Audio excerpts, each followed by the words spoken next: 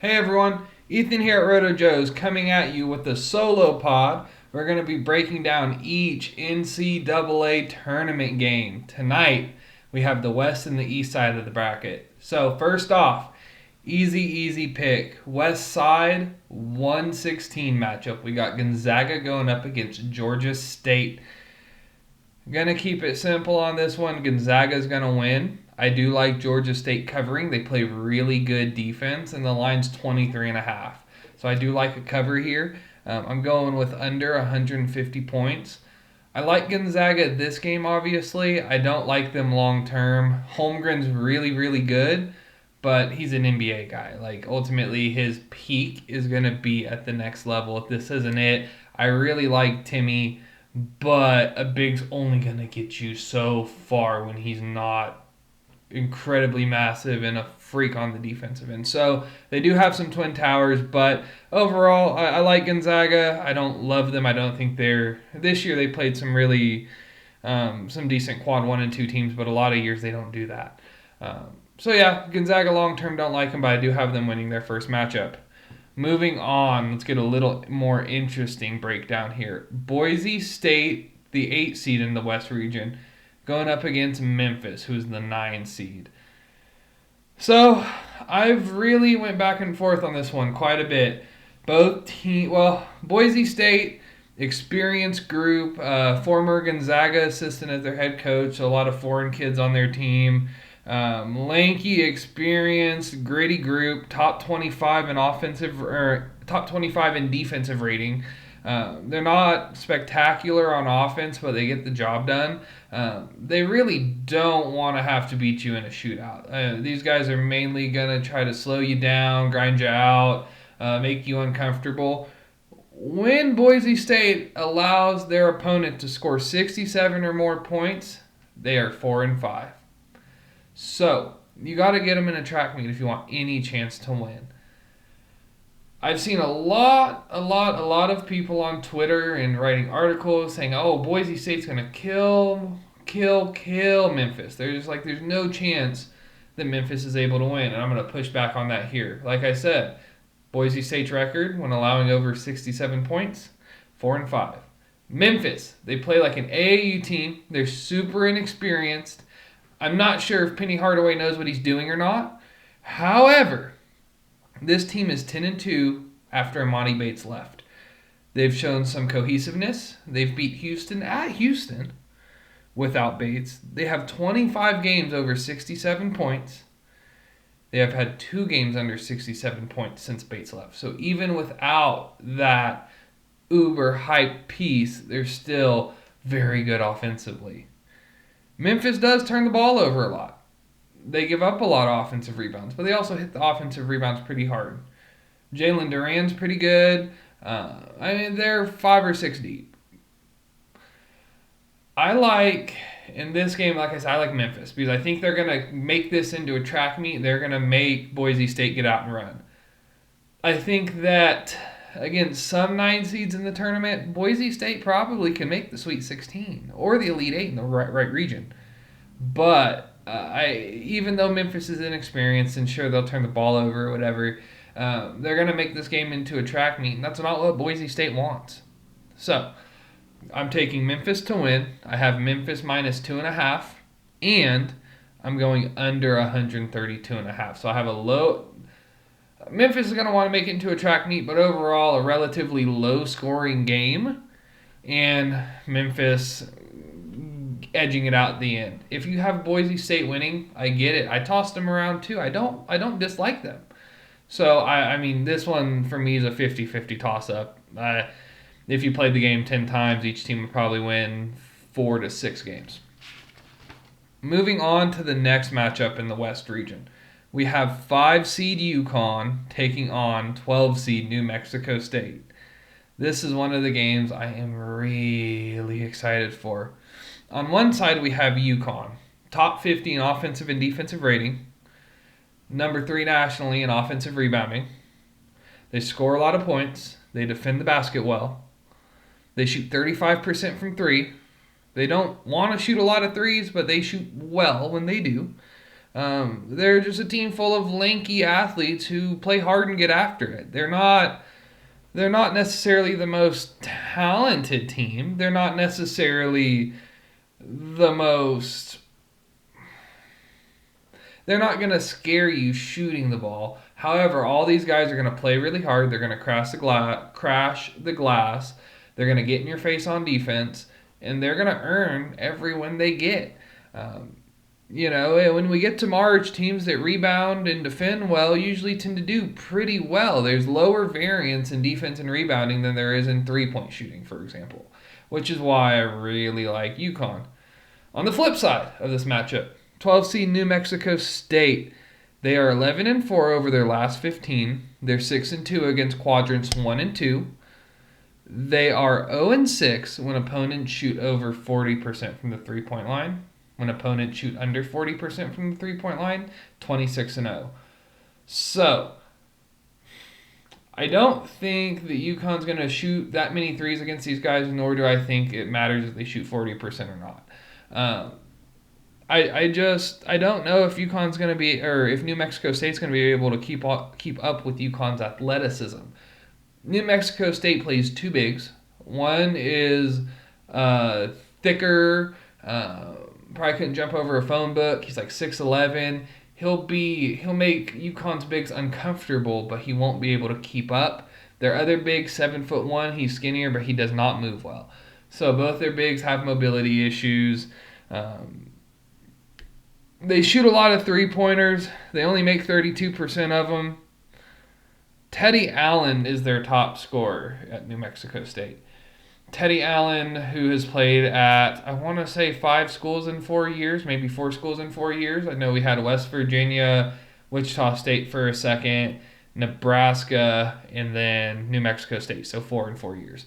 That guy's not a number one option on a winning team. He scores a lot of points, trust me. I've watched Teddy Allen when he was a freshman, and I've kind of followed him since then. He scores a lot of points, but he is not a winning number one option offensively, even in the college game.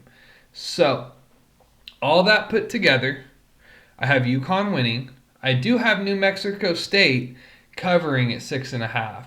I don't think they're going to go down without a fight, and UConn isn't the most talented team in this. So I really think it's going to be a gritty, grinded-out game. I'm taking under 132 points. But overall, I think UConn's going to get the best in New Mexico State. Next matchup, 4 seed Arkansas versus 13 seed Vermont. This is one of my favorite matchups to talk about. Arkansas, 11-6 versus quadrants 1 and 2. They're 13-2 in their last 15 games. They have one big, Jalen Williams. He's like 6'10", rebounds the basketball well, scores all right.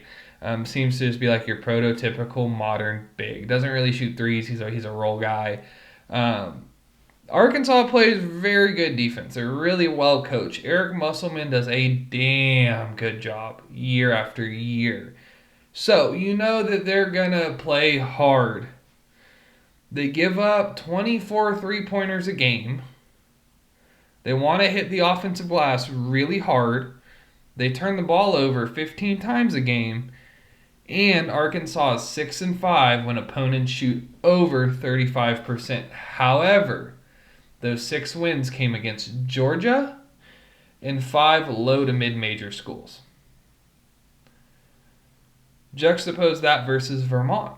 Vermont, 28-5. They've only played 3 quadrant 1 or 2 teams. They're 1 and 2 in those games. Vermont's top 20 in the offensive and defensive rating nationally. They shoot 36% from the three-point line. They don't grab a lot of offensive rebounds, but they limit the opponent's offensive rebounds. Values the basketball. They don't turn the ball over very much. In 18 games this season, Vermont's went over 35% from the three-point line. It's a veteran team. Ryan Davis, their stretch big, should be able to pull out Jalen Williams, kind of limiting his shot blocking potential. I really like this Vermont team. If you D up, you shoot a lot of threes, you make your threes, you defend well. I've said defense twice, that's how important it is. If you do all these auxiliary things, like more times than not, you're going to win. Winning's a formula. And Vermont, more games than not, checks all those boxes. Veteran, D up, shoot threes, make them shoot twos well. Like, they do all those things. Arkansas, they're coached well, but they're not set up for a lot of team success.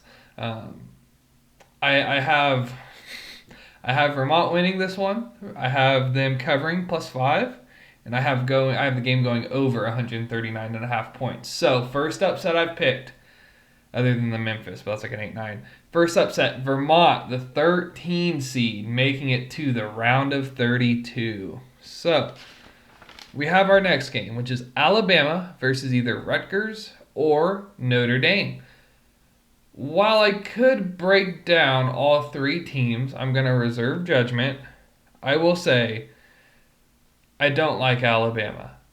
Alabama couldn't stop Sister Jean coming through the lane.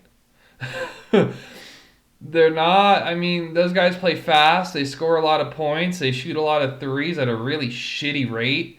They're okay. Like, our Alabama's not bad, but that's, if I'm a lower major team or a Rutgers or a Notre Dame, like they're going to be playing, where I haven't had the best season, but that's my matchup, I'm really happy about it. You can probably force them into some bad shots. They're not necessarily a huge team. They give up a ton of two-pointers. They allow a lot of offensive rebounds. It's just like, again, winning's an equation. Losing in March can be an equation sometimes.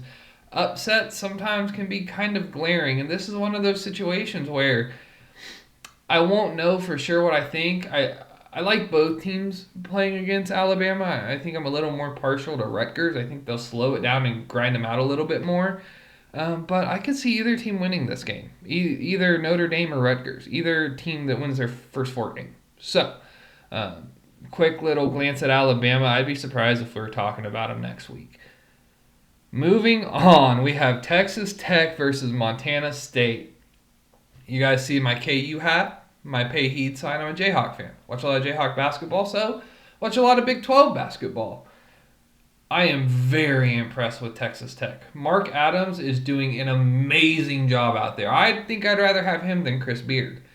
They defend their ass off. Their talent level is probably down here. Mark Adams has them playing at this level, though. And that's all defense, hustle, rebounding. Like, those dudes play their fucking ass off. They don't beat themselves.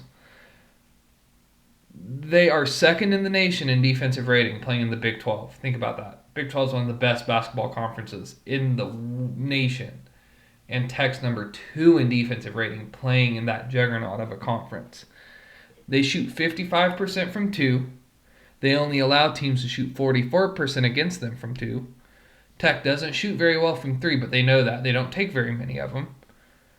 They turn the ball over a lot, which I don't like. However, they also force a lot of turnovers. They lack a real point guard who's going to get them in their sets and keep them organized. However, it doesn't matter when you play Montana State. It doesn't matter when you're playing a low to mid-major that won their conference tournament. If you're playing as hard as Tech's going to play with the athletes they have, there's really nothing you can do. Some teams like Alabama, we just talked about Alabama, worried about them coming out flat. I'm not worried in the slightest about Mark Adams having Tech come out flat. Really, really like them. Really, really like their chances going past just the first couple of rounds. I haven't talked a lot about Montana State. Here's why. They want to play slow. They're okay at defense. They're okay at turning the ball over and protecting the basketball. They're not great from 3.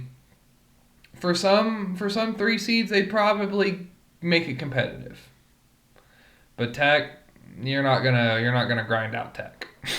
That's just not happening. So Tech, easy win. I'm gonna have Tech covering, and I'm gonna go under on the points in this game. So we are now on to our 7-10 matchup. Tom Izzo's Michigan State Spartans taking on 10 seed Davidson. Start out with Michigan State. This Michigan State team is a pretty nondescript, generic Tom Izzo team. They have a lot of athletes. They're pretty tall and long. There's nothing really spectacular about their shot profile or their statistical profile. I mean, they shoot 37% from three, but they only shoot 19 threes a game. They limit their turnovers. They're about 8 deep. It's a well-coached Tom Izzo group. That's that. They don't really beat themselves that often. They give up 22 and a half three-point attempts a game.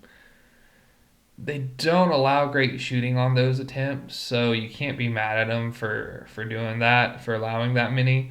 Got to wonder, though, if some regression's going to hit. Some teams are going to shoot better against Michigan State.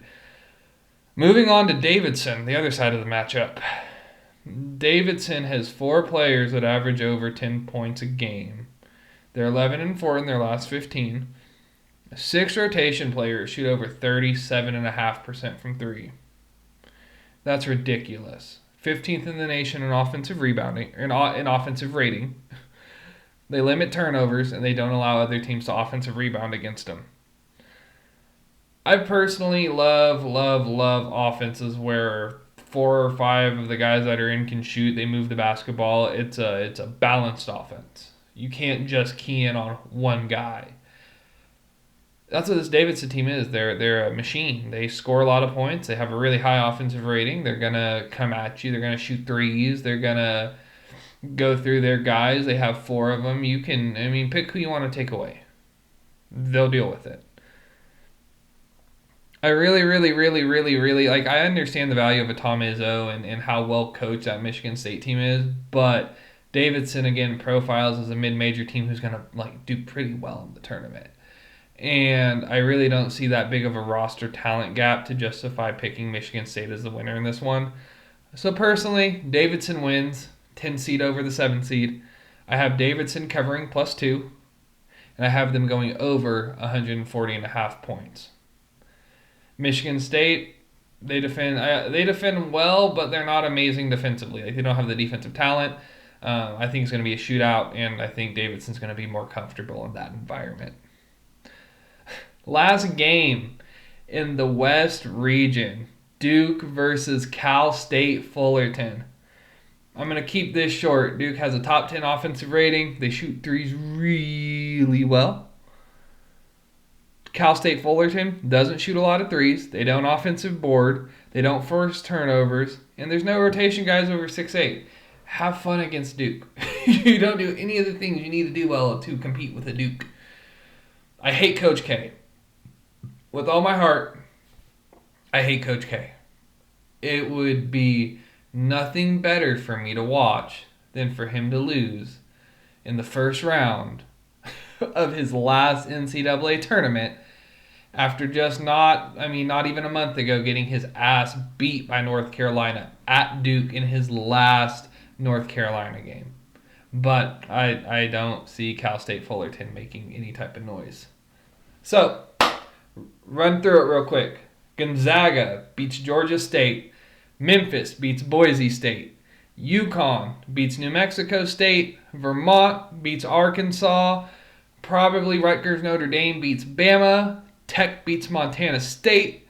Davidson beats Michigan State. And last but not least, Duke beats Cal State Fullerton. In the round of 32, I'm just going to spitball here. These aren't as well researched by any means, but this is kind of what I'm thinking. So Gonzaga versus Memphis, I'll take Gonzaga, but I could see Memphis making it a game. UConn, Vermont, I'm liking Vermont. I think they're going to make a run. I'm going to have Tech beating whoever wins between Rutgers, Notre Dame, or Bama.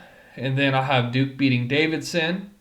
So that would leave us with Gonzaga, Vermont, Tech, and Duke as in the Sweet 16 of the West. All right.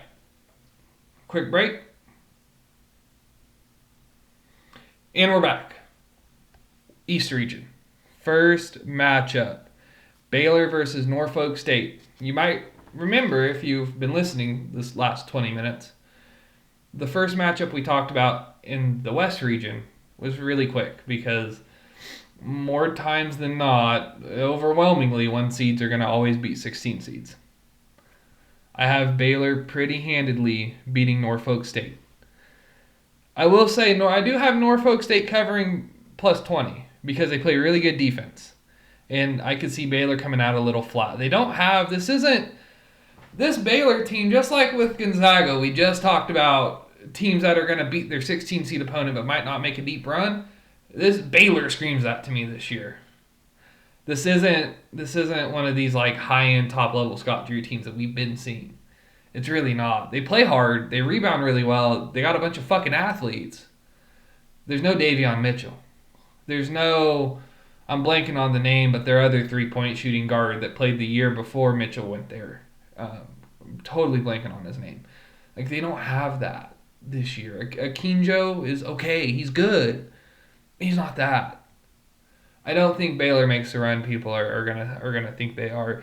If they had their big man, I'm blanking on his name. It's a pretty long one. Even if I remembered it, I'd butcher it. If they had him playing, maybe a different story. But with the guys that they're gonna have, Flo Thamba, they're gonna win maybe 1 or 2, 3 games in the tournament. They're not gonna make it deep. They just don't have the roster to. Norfolk State covering, good defensive team, top 10 defensive rating. I have under 137.5. And obviously, again, Baylor's going to win. No matter how close the game is, Baylor's going to pull it out and win. Next game, really fun 8-9 matchup. 8 seed North Carolina playing 9 seed Marquette. So let's start on that North Carolina side. North Carolina is 6-7 versus quadrant 1 and 2 teams. However, they are 12-3 in their last 15. North Carolina is a really good offensive team, and they're very multiple. They have like 2 or 3 different big rotations they can throw out there. They can play Bacot and Garcia, 6'10", Bacot, 6'11", Garcia.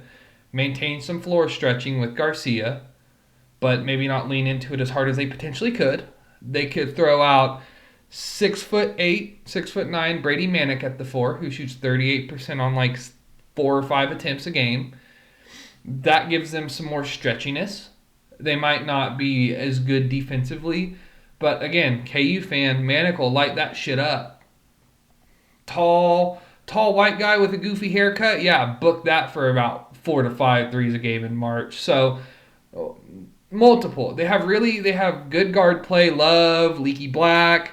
I like this team. I feel like they've improved from last year significantly. And I know I've seen people shit on North Carolina and the new coach situation and all that.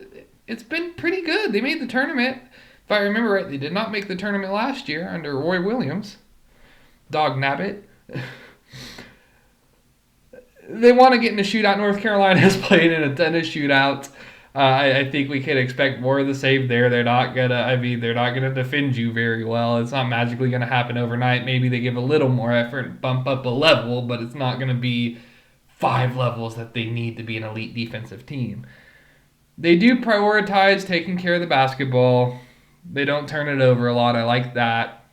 So all in all, I like North Carolina. They profile like pretty well. I mean, not bad, especially if you read the fucking shit people say online. You would have thought they were terrible, and they're pretty good. They're all right. Marquette, and I want to say it's Shaka Smart's first year. It might be a second year, but I'm pretty positive it's Shaka's first year. 2 players consist of a third of this team scoring. Morsel and Lewis. They score a lot of points. They have a whatever offensive rating. It's a Shaka Smart team, so they're going to play hard on defense. Even if they don't play defense well, they're going to do whatever they're doing. They're going to do it intensely. Whenever we'd have to play Shaka teams, they were talented. They might not have been very good on the court, but they played hard. Usually a gritty game. So, Marquette's going to do that. Like, they're not magically going to lose that Shaka Smart identity overnight. I'm just not sure if they can create enough. Teams like Marquette that aren't as talented, they need to rely on little advantages getting created every possession. Think about a good screen. That's a little advantage. Think about a guy on defense rotating a half step extra to cut off a roll man. Boom, that's a little advantage. And every offensive rebound is a big little advantage. Every time you have Bacotz get a good seal on an unexpected opponent and get a two-pointer, that's an unexpected advantage. I know that was a little off topic to Marquette, but you see what I'm trying to say. Like teams with lesser talent have to create these little fucking advantages to make up for the fact that they might not have a guy who can go one-on-one for 40 points. I don't think Marquette's going to be able to make enough of those little advantages to beat North Carolina this round. So, I'm going North Carolina to win. I have North Carolina -3, and I'm going over 152.5. North Carolina's love to play in shootouts, and I don't think that stops this game. Next matchup, we have a fun one, well, a fun potential one. St. Mary's versus either Wyoming or Indiana. That game's going on as I am talking to you. Well, it's probably over by now, but I did not check the score. It was a whole ordeal trying to figure out this recording thing, so forgive me. I don't know who won, but we'll talk about both loosely. St. Mary's plays in the West Coast Conference. They're kind of like Gonzaga's little brother. They never quite can catch up to Big Brother, but they're doing pretty good for themselves. Really good at two-point field goals. They shoot 52% from the two. They're 20th in defensive rating. They shoot 35% as a team from three, so it's not they're not a bad shooting team by any means. They limit the opponent's three-point chances. They're okay at limiting turnovers. They're only 6 or 7 guys deep. They don't have a whole slew of bench options to play, as is pretty common with these mid-major teams. They have 3 guys, Hughes, Dunkus, and then Bowen, who really can light up the three-point line. And that's about it. If you go through individual players. St. Mary's is going to be tough. They're going to run their shit. They're going to D you up. They're going to play well. They're well coached. They're disciplined. Part of the thing that comes with being little brother is learning how to do all that little shit really fucking well so you can try to beat Big Brother. And that's what St. Mary's has done. And they get these foreign Australian dudes that somehow are able to shoot 45% from three while looking like the guy that you try to cross over when you play pickup basketball at your local Y. I don't understand quite how that works, but they do it year in, year out. I like St. Mary's. Based off of what I saw earlier watching Wyoming and Indiana and also taking into account statistical profiles and whatnot, I like Indiana a lot. I like their big Jackson Davis or Trace Jackson, whatever his name is. I'm blanking on what it is exactly. Really like him. Got a lot of touch. I feel like he could give a little more in the dribble drive game. I see him make some moves in open court that would make you think he could do some more ball handling in a half-court setting that they just don't really let him do. I don't know the dynamics as to why, but I like him. I like him a lot. I just feel like Indiana can compete. They're good on offense. They D up. They've had a lot of good energy these last few games. They almost beat Iowa. They lost on a buzzer beater, fucking 40-footer from Bohannon against Iowa. They're playing really well against Wyoming tonight, keeping it in there. Their defense, they could play better defense, for sure. I don't think Wyoming has the guys to really compete with... I just don't think they have the guys to really compete with St. Mary's. Watching them tonight, and I'm not not an expert on Wyoming basketball. I haven't went through and watched any games past tonight. I suck. They're really highly ranked offensive efficiency-wise. They have a good offensive rating. But tonight, when I watched them, they ran a similar set play every time with a couple of variations, but it tended to be the same thing every time. Their lead guard or their lead forward, whoever their best scorer was at the time, would kind of post in the mid-post, half kind of trying to knife in score, half just trying to bait the defense, and you'd have shooter on the wing, shooter on the top of the corner, shooter on the opposite wing, shooter in the opposite corner. So 4 shooting options. If anyone compressed, homeboy would kick it, boom, three-pointer, knock it down. If no one compressed, go take it up. He had a lot of success scoring against Indiana. Don't know how he'd look against the St. Mary's, who's going to D up a lot harder. I don't like that play style versus St. Mary's. You can't just be stagnant. They're going to beat you like that. 100% they're going to beat you like that. So, depending on the winner, that's who I have. I like Indiana if they win. If Wyoming wins, St. Mary's all the way. Next game, we have a 4-seed UCLA versus a 13-seed Akron. So, UCLA, they're returning 90+% of the minutes in the point of all the minutes and points scored from last year's run. Think about that. They had an up and down regular season, but does it matter? These guys are all older returning players. Like, it's not unheard of for a team to kind of cruise through the regular season, get to March, and hit another gear and start taking off. Fuck, Syracuse does it like every 2 years. They'll somehow make the Final Four as like a fucking 13 seed. I think UCLA is going to do that. I think all these guys who are experienced, tough, seasoned players are going to show their leadership. They're going to come together. They've been here before. This isn't new to them. And bless Akron's heart. They play really good defense and they play hard. But they got lined up against a fucking buzzsaw in UCLA. And look for UCLA to make a statement. Mick Cronin's an excellent coach. They're very, very, very good. They lack a little size, but they play really well. And I will tell you, as a Kansas fan, I am glad they're on the whole other side of our bracket. And we won't see them unless they're in the championship.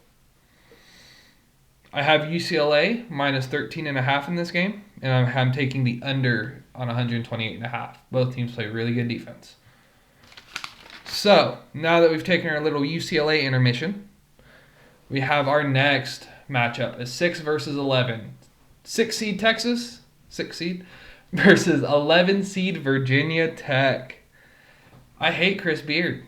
I hate that guy. Can't stand him. I don't know why. I just don't like him.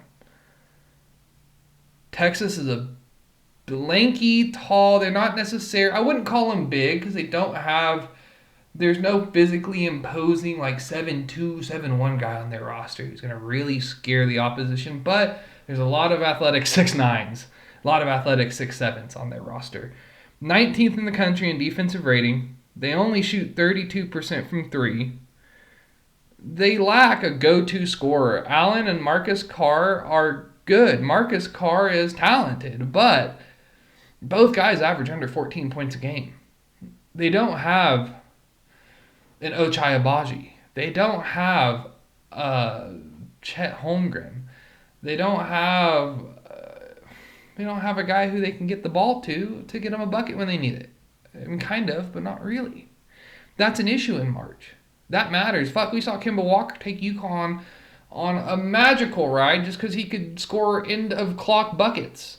It's that simple. And like sometimes that shot-making ability really starts to matter. I think that Texas is prone to some spacing issues on offense. Sometimes they can just out-muscle the other team, and it doesn't matter. But sometimes that really comes up. So it's a mixed bag. And Chris Beard, he has had success in the tournament previously, but I don't feel like if I'm lined up against him in the tournament, I'm not shaking in my boots. I'm not worried because I'm facing up against a great Hall of Fame, super worthy coach. Just not there. Virginia Tech. Love Virginia Tech. Just came off of winning the ACC tournament. I love their profile. It's amazing. They slow the game way down. They want you playing at their pace. 100%. They want to run their shit. They get good shots. In the last 2 games, they're beat North Carolina by 13 points and Duke by 15 points. If you want to extend it to the last 3 games, they beat Notre Dame by 7 or 8 points in the beginning of the ACC tournament. So they beat 3 tournament teams by decent amounts. 3 games in a row coming into March Madness. They shoot 39% from three and they take 23, and they play at a slow pace. They shoot a ton of threes and they make them. How much does it matter if Texas has 1,000 guys who are 6'8", who can jump 20 feet, if Virginia Tech's just going to shoot threes anyways? That neutralizes that advantage, not completely, but a whole lot. And if Virginia Tech starts hitting, what's Texas going to do? They can't come down and match. Marcus Carr is the only guy who, if he got hot, maybe. And that would be like relying on a Remy Martin this year to get into a three-point shooting contest. You don't want it. Can they do it? Yes. Do you want them to do it? Fuck no. So, all that considered, Virginia Tech being the team that they are, I have Virginia Tech winning in an upset. I have them covering plus 1.5. And I have the game under 123.5. This is going to be a slow, grinded out game, and I think Virginia Tech's going to keep on this hot streak. They're playing really well, and they're not a team I don't want to see in March right now. Moving on, 3-14 matchup. This one's going to be a quick one. We have 3-seed Purdue versus 14-seed Yale. Purdue has two bigs, not one, but two bigs, who are dominant. Either one of those guys could go play at any other school in the nation and be an All-American. Fuck, Edey, I didn't see if he was. Edey could be an All-American potentially. They have Jaden Ivey, the freshman guard, he's like 6'4". He's built like a freight train. Purdue's one of these teams that is always really good going into the tournament. They seem to make it to the Sweet 16 every year, but they don't ever make it past that. This year's iteration limits turnovers quite a bit. They crash the offensive glass. They shoot 39% from three. They really good on offense. However, there's one big issue, and it's the fact that they suck on defense.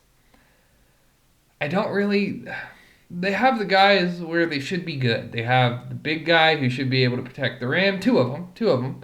The one that comes off the bench isn't as good of a rim protector as Edey because he's not as athletic.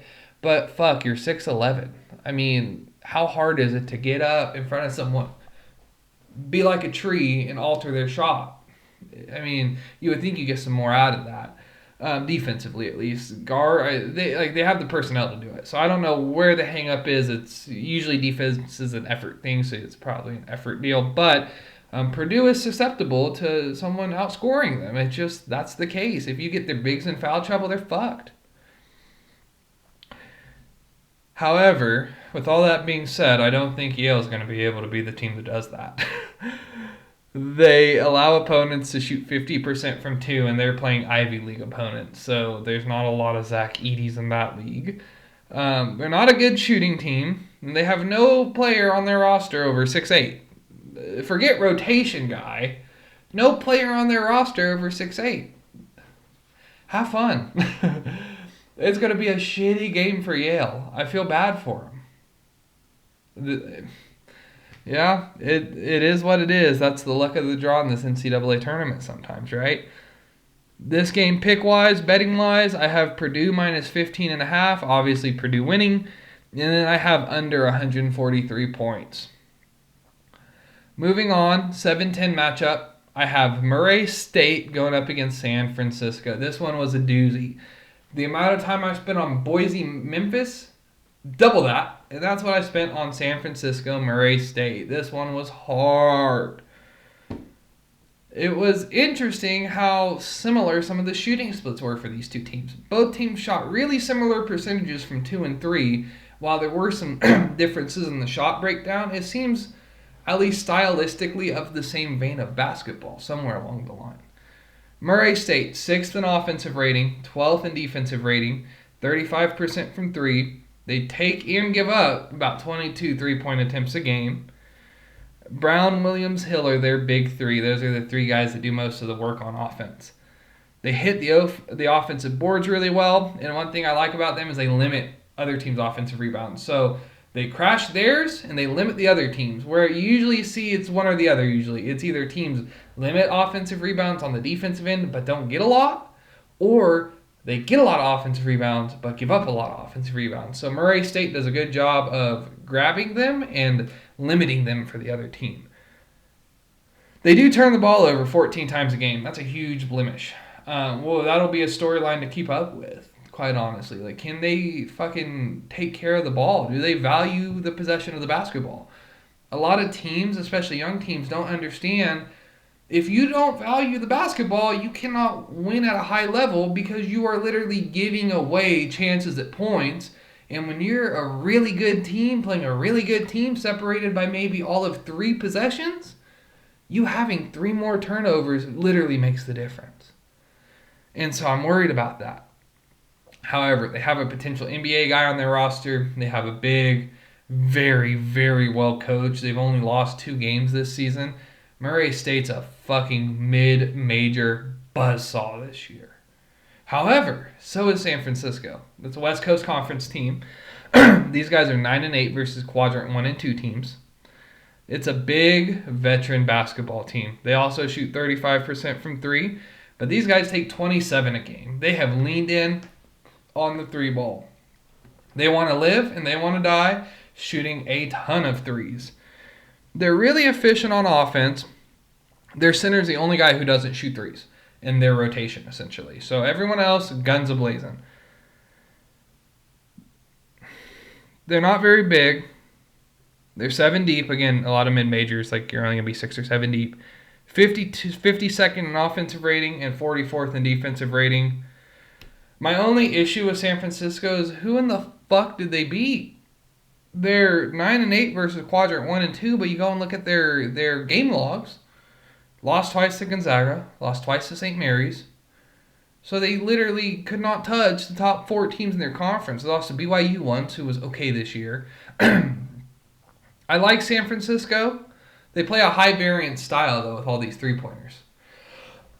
So, because of what I know about Murray State and what I know about the coaching there, I got to go with Murray State winning. So, taking Murray State minus 1.5. Again, Murray State's going to win. And then I have over 137. I think we're going to see a lot of points in this one. Last but not least, Kentucky's versus St. Peter's. I'll tell you guys, I had a hell of a time finding information on St. Peter's for some reason. Couldn't find their net rating for the longest time. I might have been being stupid. The computer might have been being stupid. I don't know. I almost thought they were like a fake team. I'm going to keep this one quick. Kentucky's 14th in offensive rating, 48th in defensive rating. They have the luxury of playing 2 very high-level ball handlers in Severe Wheeler and Ty Washington. Sheboy's dominant, especially when he's the biggest guy on the court. 18-5 this year on 1.6 blocks. No, 17 points, 15 rebounds, 1.5 blocks. Sorry. That's what Sheboy averages a game. If you can foul Sheboy out, you have a pretty good, okay chance at playing them straight up if you can contain the guard play. Issue is Sheboy only fouls like twice a game. Not easy to get him in foul trouble. Most guys like him, you fucking give him one of these and they're flown past you. He doesn't do that. And if he does do it, he doesn't foul you when he does it. What are you going to do? Talent-wise, this is one of the best. I hate Kentucky. Again, Kansas fan, can't stand Calipari. That guy's a fucking cheater. All this shit we're hearing about Bill Self-Paid players. I wish they'd investigate Coach Cal, actually, because I bet that shit is like 10 times worse on his books. I'm just asking questions. However, this is one of my favorite Coach Cal teams in like the last 5-6 years. Like Kentucky, they always get a bunch of top 100 recruits. Like they have NBA guys, but are those NBA guys good in college? Usually for them, as of late, the answer's been not really. They win games based off their talent, but they're not spectacular. This year, though, they're good. They're really good. But they have some veteran players. Sheboy is, if you're counting the redshirt years, I want to say he's probably a junior based off of just longevity in college. I don't know what he is in terms of like years played. Severe Wheeler, I want to say, is a junior or a senior. Ty's a freshman. Like they have Kellen Grady's a senior, I'm pretty sure. So they have some upperclassmen that they usually don't have, especially playing like these large roles. And in college basketball, those upperclassmen, they matter. Moving on to the other side, St. Peter's. St. Peter's plays pretty hard on defense. Apparently, they're allergic to the fucking three-point line. They don't like threes. Again, I haven't watched a lot of St. Peter's. Looking at their stat sheet, it seems like their coach is like, all these modern concepts. Nah, dude. Fuck that. We're going to run hella big. We're going to do high-low. Block-to-block screens. And again, I maybe that's not how they play. Maybe the stats just lie. But St. Peter seems to play an old style. They don't like three-pointers. If you're a fucking mid-major, low-major team playing a super talented team in the tournament, unless you can just absolutely positively play defense like no other, you better be really good at shooting threes. And they're just not. So, Kentucky's winning this one. Kentucky minus 17.5 is my line prediction. I'm taking the under.